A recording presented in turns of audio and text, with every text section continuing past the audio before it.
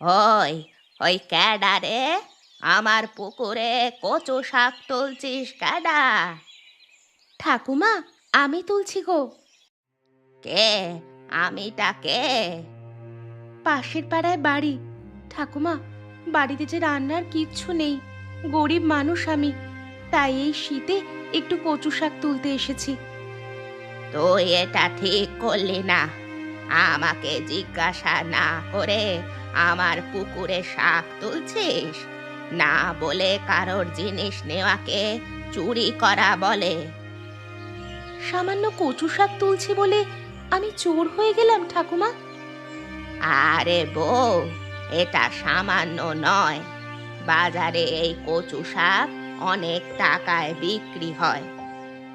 বাজারে টাকা দিয়ে কিনতে পারবো না বলেই তো পুকুরের শাকটা তুলতে এসেছি।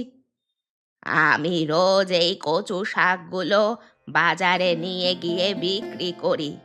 শীতের সময় বিক্রি করে কিছু টাকা পাই।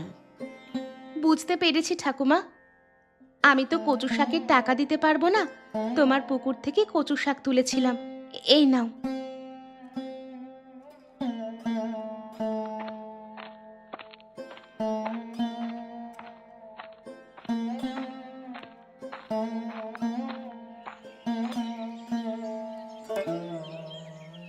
ঠাকুমা, তোমার কচু শাক কত করে? আরে, আমার পুকুর পাড় থেকে একজন বউ কচু শাক চুরি করছিল। আমি যদি না যেতাম, সব কচু শাকগুলো ও তুলে নিত। এইগুলো তুলেছিল। 10 টাকা দে বাবা, আর শাকগুলো নিয়ে যা। লক্ষ্য রেখো তোমার পুকুর, কেউ না কেউ তোমার পুকুর থেকে মাছও চুরি করে নেবে। ঠিক বলেছিস শ্যামা।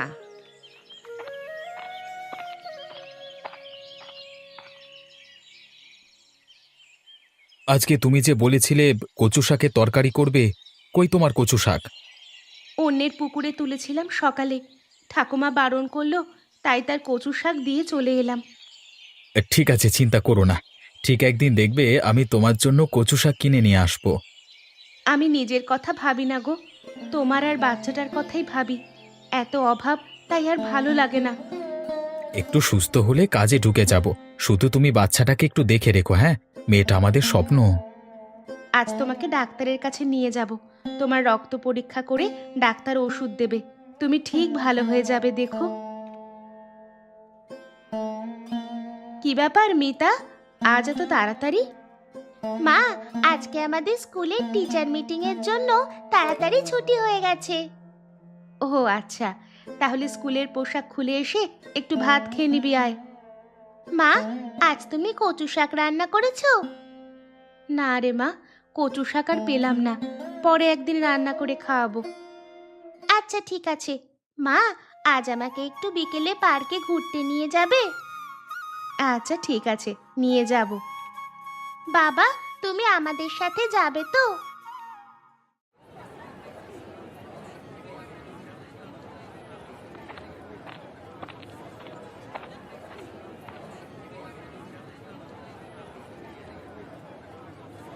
দেখ মিতা, ওখানে একজন ঠাকুমা কচু শাক বিক্রি করছে। এই নে, 20 টাকা নে।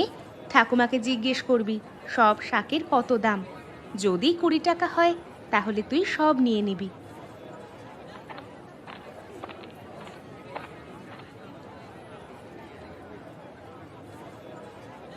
ঠাকুমা, তোমার কচু শাক সব কত দাম? তুই সব নিবি? হ্যাঁ, সব নেব, তুমি দাম বলো। সব নিতে হলে 20 টাকা দিতে হবে। এই নাও 20 টাকা। তুই এত শাক নিয়ে কি করবি? জানি না, মা কিনতে পাঠালো। তোর মা কোথায়? ওই তো, ওই তো আমার মা, ওই যে দাঁড়িয়ে আছে।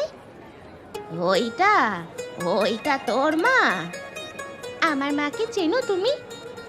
চিনতাম না, আজকেই চিনেছি।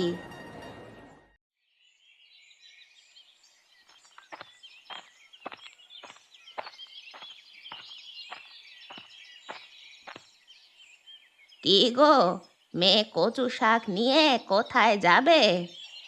ঠাকুমা, যেখানেই যাই এই কচু শাক দেখে আবার বলো না আমি তোমার পুকুর থেকে চুরি করেছি। আরে না না, কাল বিকেলে তোর মেয়ে এসে আমার কাছ থেকে 20 টাকা দিয়ে কিনেছে। যাই হোক, বুঝে গেছো, চলি ঠাকুমা।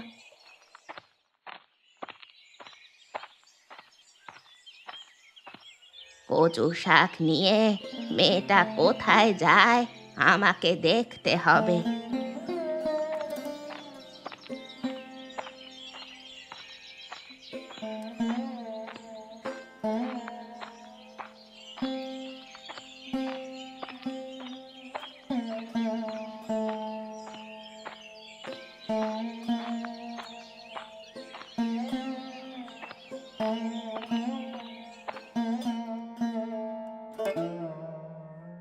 কিরে নয়ন, কি করছিস?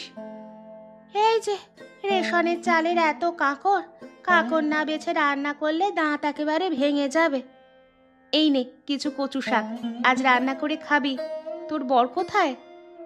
সে জমিতে কাজে গেছে। আচ্ছা চলি রে এখন, বাড়িতে অনেক কাজ আছে। রিনাদি, এগুলো কোথায় পেলে গো? অনেক দিন এই শীতে কচু শাক খাওয়া হয়নি। আগে কত চারিদিকে হতো, তুলে এনে রান্না করতাম, এখন কিনেও পাওয়া যায় না। ঠিক বলেছিস, আসি রে এখন।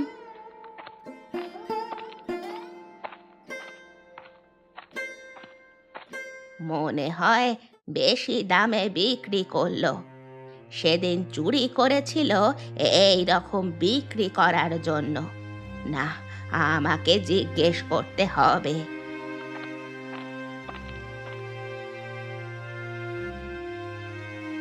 ইরে নয়ন, কচু শাকগুলো কত টাকায় কিনলি? ঠাকুমা, আমাদের নুন আনতে পান্তা ফুরায়, আমার কচু শাক কেনার মতো টাকাই নাই। রিনাদি আমায় এমনি দিয়ে গেল রান্না করবার জন্য। ও, আমি ভাবলাম বিক্রি করতে বেরিয়েছে। কেন, কি হয়েছে? সবাই না তোমার মতো কঞ্জুস নয়, সামান্য কিছু পাড়ার লোককে না দিয়ে বিক্রি করো।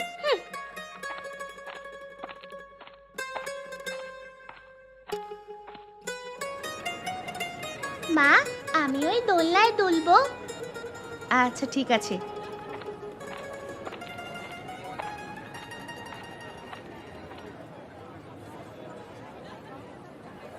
দিদি, আমার মেয়েটা একটু দোলনায় দোল খেতে চাইছে। এই পার্কটা গরিবদের জন্য নয়, তোমরা এসেছো এই পার্কে দোল খেতে? কোথায় লেখা আছে এই পার্কটা গরিবদের জন্য নয়? Don't try to be over smart, understand? You are villagers eating colocasia leaves. ইংরেজি বুঝি না, যা বলার বাংলায় বলো। সেই জন্যই বলছি, গ্রামীণ মানুষেরা এখানে আসে কেন? সামান্য ইংরেজিটাও বোঝে না যখন। How dare you, auntie? You don't have any right to insult my mother.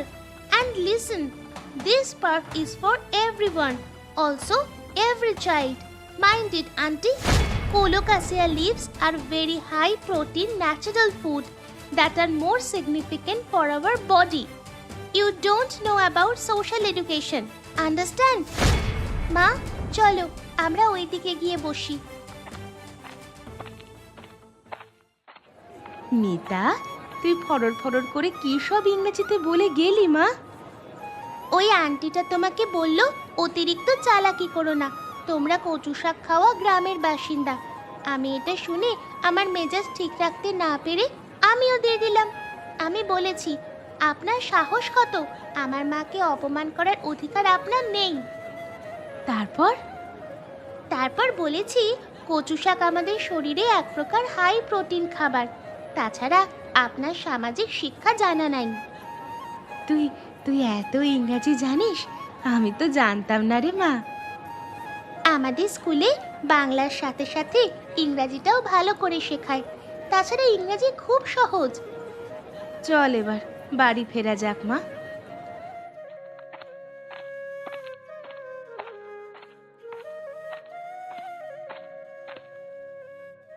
আরে বৌমা, কি করছো ওখানে?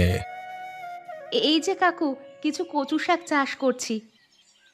তুমিও কি ওই ঠাকুমার মতো কচু শাকের ব্যবসা শুরু করবে?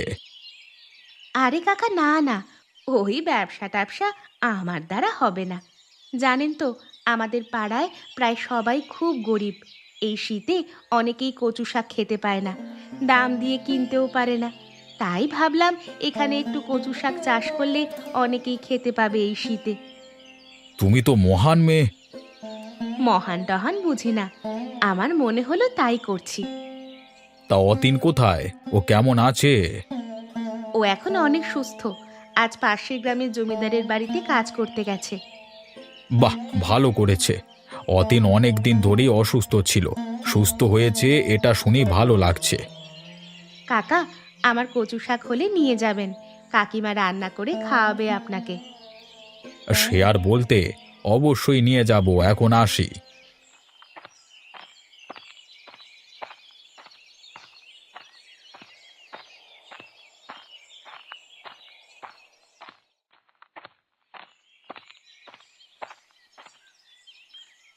আরে, এখানে আবার কার কচু শাক হয়েছে? বেশ ভালোই হয়েছে তো, বেশ বড় বড়। কে এখানে কচু শাক লাগিয়েছে?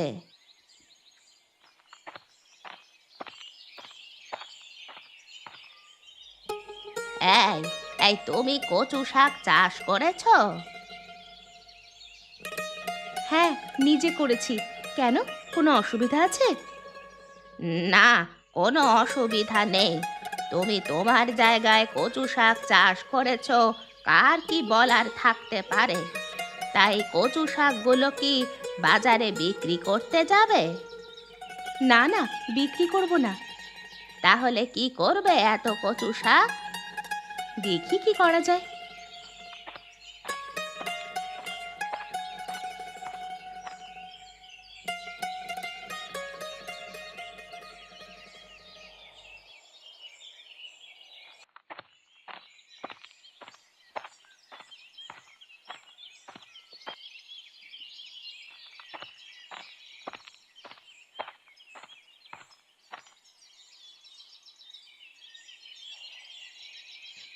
ও দিদি, শুনছি তুমি নাকি কচু শাক বিক্রি করছো?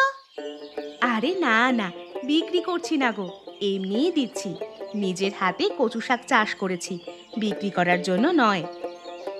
আরে বাহ, খুব ভালো। তাহলে আমাকে কিছু কচু শাক দাও না গো, এই শীতে কচু শাক রান্না করে খেতে বেশ ভালো লাগে। শ্যামাচরণ কাকার মুখে শুনেছিলাম তুমি নাকি আমাদের পাড়ার গরিবদের জন্য প্রচুর শাক লাগিয়েছো, সেই জন্য কচু শাক নিতে এলাম গরিমাদি। হ্যাঁ হ্যাঁ, এগুলো তোমাদের জন্যই করেছি, আমাদের পাড়ার সকলের জন্য। তোমাদের যতটা লাগে ঝুড়ি থেকে নিয়ে নাও। তা দিদি, তুমি কচু শাকগুলো বাজারে বিক্রি করলে ঠাকুমার মতো অনেক টাকা ইনকাম করতে পারবে তো। সামান্য কচু শাক বিক্রি করে টাকা উপার্জন করার ইচ্ছা আমার নেই। গ্রামের মানুষেরা সবাই ভালো থাকুক, সবাই প্রকৃতির খাবার খেয়ে বেঁচে থাকুক, এটাই চাই। তুমি তো আমাদের পাড়ায় সব থেকে ভালো বউ হয়ে গেলে গো। ভালো ঠালো বুঝি না ভাই, একসাথে কাজ করি, একসাথে সকলের পাশে সুখে দুঃখে থাকতে হবে, এটাই জানি। তাহলে আমরা আসি এখন। হ্যাঁ এসো, কচু শাক কেমন রান্না করলে আমাকে জানাবে, একদিন জমিয়ে গল্প হবে। হ্যাঁ হ্যাঁ, অবশ্যই।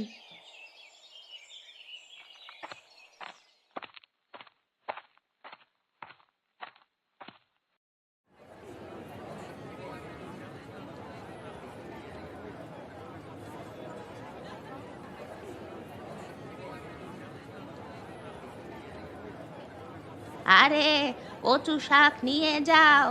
এই শীতে কচু শাক রান্না করে খেলে ভালো লাগবে।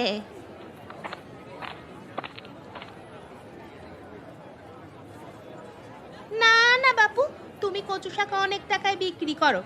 আমাদের পাড়ার রিমা দিদি আমাদের এমনি এমনি কচু শাক দিয়েছে, সেই কচু শাক দিয়ে আজকে সকালে জমিয়ে ভাতও খেয়েছি।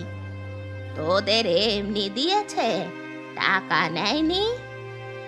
না গো ঠাকুমা, টাকা নেয়নি। রিমা বৌদিদি আমাদের পাড়ায় খুব ভালো একজন বউ, নিজের হাতে প্রচুর চাষ করে পাড়ার সকল বাড়িতে দিয়েছে, আরও দেবে বলেছে। ও, এবার বুঝলাম। সকলে যদি বিনা পয়সায় কচু শাক পেয়ে যায় তাহলে আমার বিক্রি হবে না। সে না বিক্রি হোক, কচু শাকগুলোকে গরু দিয়ে খাইয়ে দেব, তবু এমনি এমনি আমি কাউকে দেব না।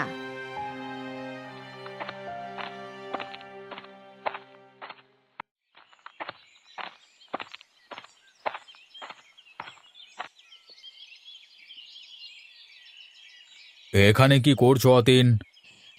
আরে শ্যামা কাকা, এই কয়েকটা ঝাউ গাছ লাগাচ্ছি নদীর পাড়ে। কেন এখানে ঝাউ গাছ লাগাচ্ছ কেন? নিজের জায়গায় লাগাতে পারতে তো। শ্যামাচরণ কাকা, ওটা দেখতে পাচ্ছ কি? নদীর পাড় নদীর জলের ঢেউয়ে একটু একটু করে ভেঙে যাচ্ছে। গাছ লাগালে মাটির ক্ষয় রোধ হবে, পাড় ভাঙতে সহজে পারবে না। এখন থেকে গাছ না লাগালে বর্ষাকালে নদীর জল আরও বাড়বে। তখন নদীর পাড় ভেঙে গ্রামের ভেতরে জল ঢুকবে, বন্যা হবে। তুমি এত কিছু বোঝো কি করে? কি আর করব, সমাজের জন্য কিছু না কিছু তো করতেই হবে। আরে একটা কথা, তোমার বউ পাড়ার সব মহিলাদের বাড়িতে কচু শাক দিচ্ছে বিনা পয়সায়, তা কি ব্যাপার বলো তো অতীন? আরে আমি যখন অসুস্থ ছিলাম, আমি বউকে বলেছিলাম একটু কচু শাকের তরকারি করো তো, খেতে খুব ইচ্ছে করছে এই শীতে। তখন আমার বউ আমাদের পাড়ায় একজন বয়স্ক ঠাকুমা থাকে না, তার পুকুরে অনেক অনেক কচু শাক হয়েছিল। বউ একদিন সকালে গিয়ে কচু শাক তুলছিল। ঠাকুমা বউকে চোর বলে অপবাদ দিয়ে শাকগুলো নিয়ে নিয়েছিল, কারণ ঠাকুমা তার কচু শাকগুলো বিক্রি করে। রিমা খুব অপমানিত হয়, আর ও তো খুব সেন্টিমেন্টাল। তাই ওর ইচ্ছে যারা কচু শাক খেতে পায় না, নিজের হাতে কচু শাক চাষ করে তাদেরকে এমনি খাওয়াবে। এতক্ষণে ব্যাপারটা এবার বুঝলাম। আসলে ঠাকুমা খুব কঞ্জুস, টাকা ছাড়া কিচ্ছু বোঝে না। যাই হোক, তোমাদের মঙ্গল হোক। তোমরা ভালো থেকো, আমি চলি কেমন? আমিও একদিন এসে কয়েকটা গাছ লাগাবো। কই গো রিমাদি, এখনো যে এলে না? বলেছিলে যে আমাদের সঙ্গে গল্প করবে। ওই তো হেঁটে হেঁটে আসছে।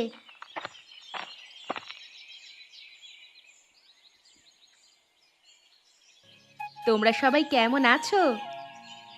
রিমাদি, আমরা খুব ভালো আছি, তোমার জন্যই অপেক্ষা করছিলাম। তা তোমরা আজকে কচু শাক রান্না করেছিলে? আজকে জমিয়ে রান্না করেছি, হ্যাঁ।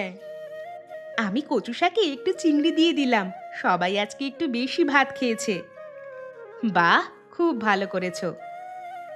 আমার বর বলল কচু শাক ভাজা খাবে, তাই পেঁয়াজ লঙ্কা দিয়ে কচু শাক ভাজা করেছিলাম। খুব ভালো হয়েছে। তা দিদি, তুমি কি রান্না করেছিলে? আমি কচু শাক দিয়ে আলু বেগুন দিয়ে তরকারি বানিয়েছিলাম। মিতার বাবা কচু শাকের তরকারি খেতে ভীষণ ভালোবাসে। খুব ভালো করেছো গো রিমা দিদি। বাজারে গিয়েছিলাম, ঠাকুরমা কচু শাক বিক্রি করছে। আমাকে জিজ্ঞেস করেছিল কচু শাক নেবে কিনা। আমি বললাম না না, রিমাদি আমাদের এমনি এমনি দিয়েছে, তোমার কাছ থেকে টাকা দিয়ে কিনবো কেন। ঠাকুমার একটাও কচু শাক বিক্রি হয়নি গো, সব বাড়ি নিয়ে চলে গেছে। চলো এবার সবাই ওঠা যাক, বাড়িতে অনেক কাজ পড়ে আছে, আবার কোনো একদিন জমিয়ে গল্প হবে। হ্যাঁ হ্যাঁ, চলো, আমাদেরও অনেক কাজ আছে।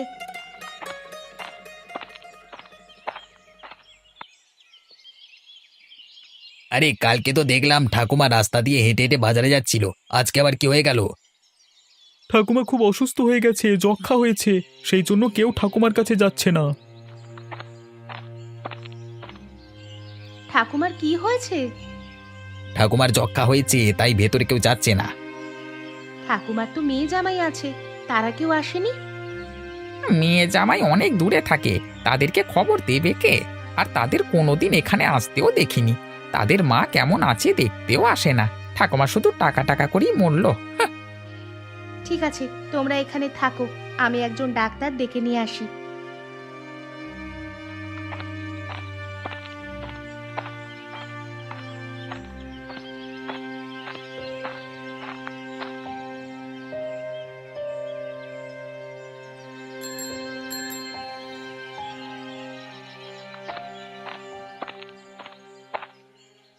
কি ব্যাপার?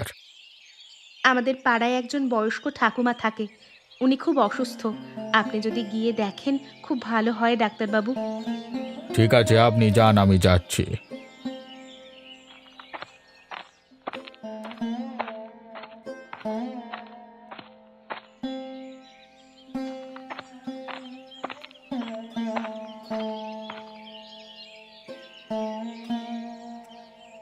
কই ডাক্তার এলো না তো?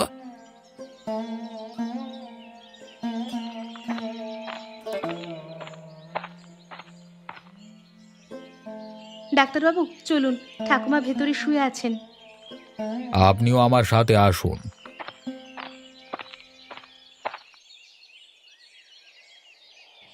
ঠাকুমা, তোমাকে ডাক্তার দেখতে এসেছে।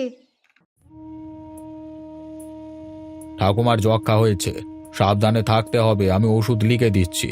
পোশাক আশাক, বিছানাপত্র, ঘরদোর খুব পরিষ্কার করতে হবে। আর যক্ষা খুব ছোঁয়াচে রোগ, সেরকম সবাই যেন না আসে।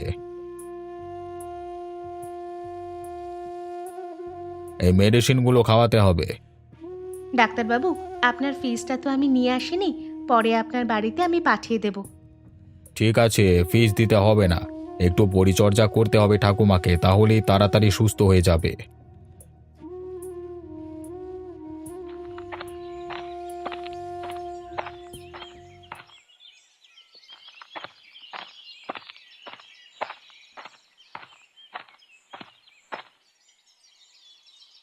কোথায় যাবে রিমাদি? এই ঠাকুমাকে খাবার দিতে যাচ্ছি।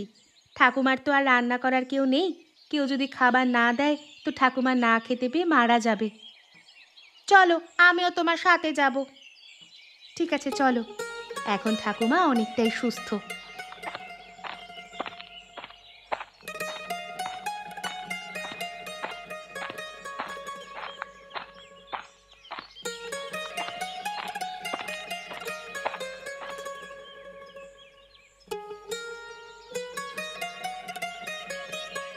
ঠাকুমা, তোমার জন্য ভাত এনেছে গো রিমা দিদি, খেতে বসো। ঠাকুমা, ভাতগুলো খেয়ে নিন। তোমাদের জন্য এই যাত্রায় আমি বেঁচে গেলাম। তোমাদের জন্য নয়, শুধুমাত্র রিমা দিদির জন্য। রিমাদি সেবা না করলে তুমি এই বেলা পটল তুলে দিতে গো। আমি আমার কর্তব্য করেছি শুধু। ঠাকুমা, এসব কথা না বলে ভাত খেয়ে ওষুধটা খেয়ে নেবেন, চলুন। আমি আবার বিকেলে দেখতে আসবো। আজ থেকে আমার যা কিছু চাষ হবে কিছুই আর বিক্রি করব না। আমার অনেক শিক্ষা হয়ে গেছে। গ্রামের মানুষদের পাশে থাকতে হবে। তাই তোমরা সবাই যার যা লাগবে সব নিয়ে নেবে। আমায় কোনো টাকা দিতে হবে না। ঠাকুমা, তুমি এত পরিবর্তন হয়ে গেলে কি করে গো? রিমা বউ আমার চোখ খুলে দিয়েছে। একদিন আমার পুকুর থেকে রান্না করার জন্য কচু শাক তুলেছিল। আমি এসে গালাগাল করে চোর বলে কচু শাকগুলো নিয়ে চলে গিয়েছিলাম। সেই কচু শাক আমি বিক্রি করেছি। তার শাস্তি আমি পেয়ে গেছি। রিমাদি তাহলে তোমার চোখ দুটো খুলে দিয়েছে।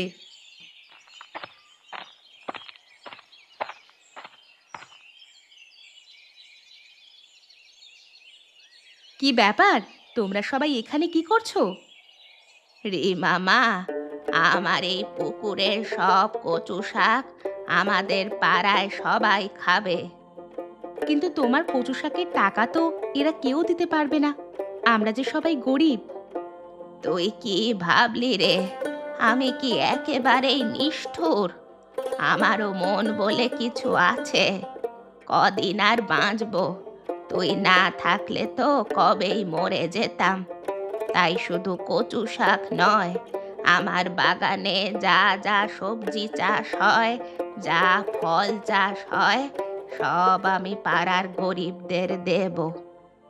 আরে ঠাকুমা, তুমি তো অনেক পরিবর্তন হয়ে গেছো। তুই আমার চোখে আঙুল দিয়ে দেখিয়ে দিয়েছিস, সবাইকে একসাথে থাকতে গেলে সকলের পাশে সুখে দুঃখে থাকতে হয়। সবাই ঠাকুমার জন্য হাততালি দাও।